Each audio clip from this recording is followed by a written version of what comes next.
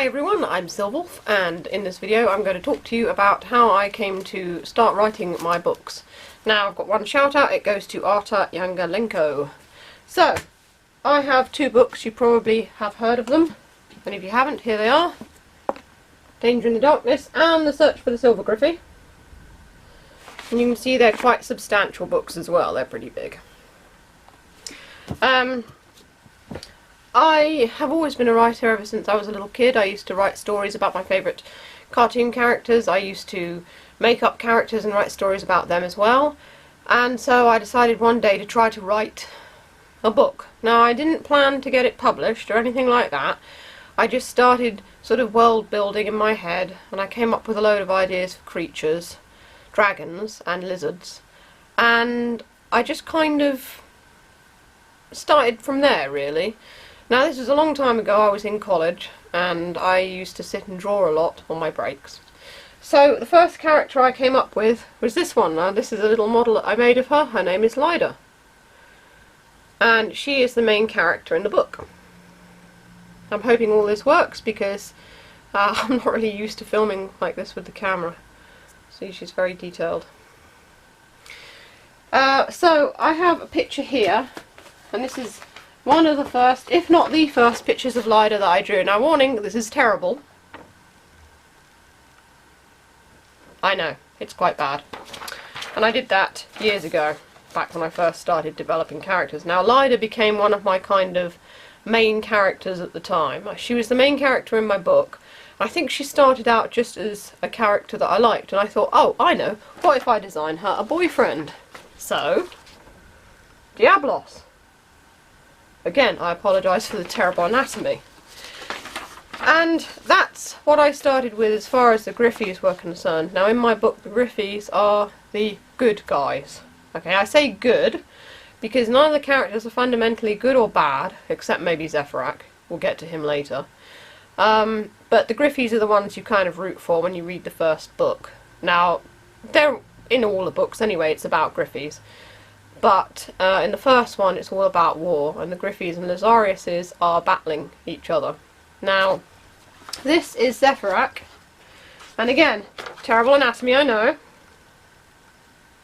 I've always been quite proud of him because I just thought his design was quite good, and I was quite devastated to do certain things to him in this book that I wish I couldn't have done, but I really had to, because then, you know, if I hadn't have done it, the story wouldn't have gone how it did. You'll have to read the book to find out what happens in it, though. Sorry, no spoilers. But yeah, Zephyrak's one of my characters that I'm most proud of, if you like. And he is a leader of the Lazariuses, and it's his idea to go after the Griffies and try and kill them because, well, many reasons really, but you'll have to read the book to find out. So, another of the Griffies is this one. Now she's also a main character, Metallica. And this is another old picture I drew of her. Now these are old concept work that I drew when I was younger. Now if you want to see how much my artwork improved, I can show you. Okay, so we'll use Lida as an example of how much my artwork improved. So this one you've seen, first picture. This one is the, I don't know if they'll both fit in the picture here, but that's the first picture I drew of her, and then that is one that I drew further down the line. You can see that my artwork's improved greatly. So you can see how long I've had these characters around and how much they all mean to me. I'm quite proud of my little world and the things that I've sort of developed in the book. I've written a list of things I want to talk about here because my memory is atrocious. So yeah, the idea for the book, I started out writing it in a little notebook at school, and then I sort of put it onto the computer because it's easier to type than write. And you'll never guess what font I used to begin with. Comic Sans, because I was very mature at that age. Not. So changing the font a while later. The first part of the book is slightly different. The first 9 chapters, 9 or so, maybe 7, I wrote the first part of the book a long time before I finished it. So I missed out. I paused it for like 5 years because I left college, I had to get a job, life caught up with me, things changed, a few things happened that were quite sad, and the book was put on hold, and I didn't think I'd go back to it.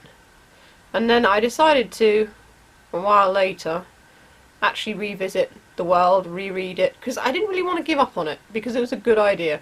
And if you have a good idea, sometimes you need to step back from it and then go back to it to make it better. Because sometimes you can kind of overthink things and kind of run yourself dry on ideas. So 5 or so years later I went back to it and finished writing it. Now, the characters, what inspired the Griffies? Dragons. I love dragons, they're awesome. But I wanted to make them more mammalian. So make them have fur and things, make them a bit different to your traditional sort of reptilian dragons. But then I thought I do like reptiles as well. So I always like drawing actual dragons too. So I thought, well, the Lazariuses are quite, you know, when I drew Zephyrak, I thought I can make this a species. So I did that, and I turned the needles on their backs into weapons. Now, when I draw something, or at least back then when I drew things, I just kind of like did it as I went along. So I thought, oh, what if it had spikes on its back? What if it has like a thing on its head? What if it has sort of spiky elbows or whatever, and a tail spade and that? And I was influenced at the time by an artist that I had been following online, whose artwork I absolutely adored. She's still around. She has actually gone on to do a comic series and all sorts of things, and she's a really good artist. But when I was first online, I followed her quite a lot. And I suppose the original inspiration for the Griffies, at least, were her creatures. And she also drew dragons. Deciding to get it published, I kind of was a bit... I wanted to get it published, but people said go self-published, or you can get yourself an agent and go to a publisher, but you have to have an agent, because if you're a new author, then they're more likely to take you on if you have an agent. They do reject a lot of people. So I thought about going self-published, but at the time they said if you go self-published you'll never be able to have it in bookshops. Well, years later that became yesterday's news, basically. You can be self-published, and then later on, if someone sees your, finds your, you can submit it yourself to a publishing house. And some people who have self-published and sold a lot, publishers might actually notice this, or you can just do it yourself. As for the agent, I'm still not sure if you need one if you've already been self-published previously, but I thought I will sell my books myself. I actually did a book signing for the first book as well. I sold quite a few copies, and they're always for sale online, but it's print on demand. So I am the publisher, and Lulu, who does the books, is the printer of my books, but self-published, meaning that you're the publisher. The first book, it took me 10 years to write, because I took such a big step away from it. The second book, you're going to laugh at this, took a year to write, and the reason for that is because when I was writing the second book, I had a job at a DVD shop. We rented out DVDs, and we also sold records and CDs as well. And I was quite bored at the weekends, and I wrote an entire book, and it is bigger than the first book I wrote. In fact, it was so long that I actually had to make the font smaller to fit into the template book that they use at Lulu. It's a maximum of 700 pages, and mine was like 900 and something. So yeah, so it took me 10 years to write the first one, and only a year to write the second one, which is longer. But then I felt more inspired. I had grown, I had travelled more. The places I travelled to were part of the inspiration for the places in the second book, which is all about travelling. It's about a quest. It's about two friends going on a quest to find a mythical creature. And the places they encounter, some of them are based on the places I've been to. And a good tip for writing, if you want to make something realistic but still keep it fantasy, base it on real places in the world, because people will say, oh, that I've been there, or I've heard of that, and they'll be able to relate to it better. So this is a little shout out for my friend Staria. I don't know if you're watching, but you asked me on Instagram where do I write? In front of a computer was what I wanted to put, but I actually write in my lounge. Yes, in front of a computer. But I wrote the second book I wrote at work. Sometimes I have done a bit of writing on my iPad as well. Nothing that I want to get published. It's just I write a lot all the time, and most of it will never see the light of day, but it gets your creative ideas down on a document or on paper or whatever. So yeah, that's pretty much. I just write wherever, I've got a laptop and I can write on that. I'm working on quite a long fan fiction that I don't know now if I'll finish, based on Guardians of the Galaxy. But of course I can't publish it, but I was thinking about just getting my own copy printed just for the hell of it, because it is really long. I can't remember how many pages I've got up to, but it's quite long, but I have given it a rest for the time being, so I don't know if I'll finish it. Like that Invader Zim fanfic that I wrote years ago and people wanted me to finish. I got up to 3 chapters and people were like, oh, we need to hear more, but I'd lost interest. So there you go. I'm concentrating more on my own stuff. So if you want to write a book, you're thinking, this thing is quite big, right? So being quite a thick thing, you'll write and then you'll forget certain stuff that's happened, and then there'll be continuity errors and there'll be plot holes, and you'll have to go back and think, oh no, and change a few things. And the best tip I can give you is keep notes. I categorise mine. I have character cards for all my characters. I actually write what's going to happen to each of them, whether they live or die, on their character cards. So everything is really organised. And also I have a book where I write out chapter 1, this is what happens in chapter 1, chapter 2, this is what happens in chapter 2, and so on. And I tell you what, it makes it really, really easy to write then, because you know what's going to happen in each chapter, you know what you need to write about, you're not going into it blindly, and that works for me. Now, other people who like writing, maybe you've got other ideas, maybe other things work for you, but that's what works for me. And that's probably why I flew through that second book, because when I went into this book, when I first started, I was all over the place. I'd never written a book before. I'd written short stories and illustrated them. I'd never ever taken on anything like this. And in all honesty, taking so long to write this book, I think was probably meant to be, because if you look at the artwork on this, and you look at this picture here, actually this one, you can see that if I'd have done the cover of this book with artwork of this quality, it wouldn't have been very good, would it?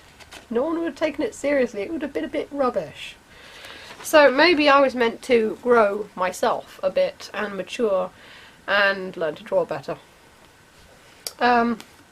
Also, I've done some pretty cool sort of stylized designs here that I've seen other people do in their books. And I thought I'd use on mine. And I always said if I ever got these books published in a bookshop, I would get that tattooed on my back. But I don't think I will actually get it tattooed on my back. It was just something I said. So that's pretty much this video. I'm sorry I have been waving random things at you. And I'm sorry I haven't waved enough random things at you, because there was quite a long part of this video where I was just talking to the camera like this. Not much else I have to say. One more thing actually. Character concepts, always very useful. I will show you some of my concepts for my second book. So, if you watch the character concept and development video that I did, you will have seen that I like to do notes around reference sheets and stuff like that. Now here's something. This was actually for a Griffey reference sheet. Tail spades, wings, showing different things, just to help continuity, so that if I ever forget, I've got it all written down. If I forget my own characters, and I've got so many that I probably might, I've got it all written down. This one, for example, is a horrible monster that you encounter in the second book. Isn't it hideous and creepy? Some of you might think it's adorable because some people are like that, but it's supposed to be adorable. That's how it gets you. Well, from the back anyway. But as you can see, I've written notes about it, and there's pictures there, little, you know, just showing what it is and what it does and stuff like that. So notes, concepts, everything like that, brilliant. You know, if you want to make something that's really deep, really interesting, because none of us have that clear a view on our ideas, really. So I hope you've enjoyed this video. I just wanted to give a little insight into my books. I'm trying to push my books more because I am proud of them, and most people don't even know that I'm an author, and people don't even know I'm a writer. So I thought I'd make a few videos also on this, as well as artwork and things like that. So if you've got any questions, feel free to ask them in the comments. And yeah, if you want to see more related videos, they're coming up below. Probably not where my finger is, but there you go. And if you want any of my Silver Beat merchandise, the links are in my description for this video to my shops. So this is Silver signing off, and I'll catch you all later. Bye!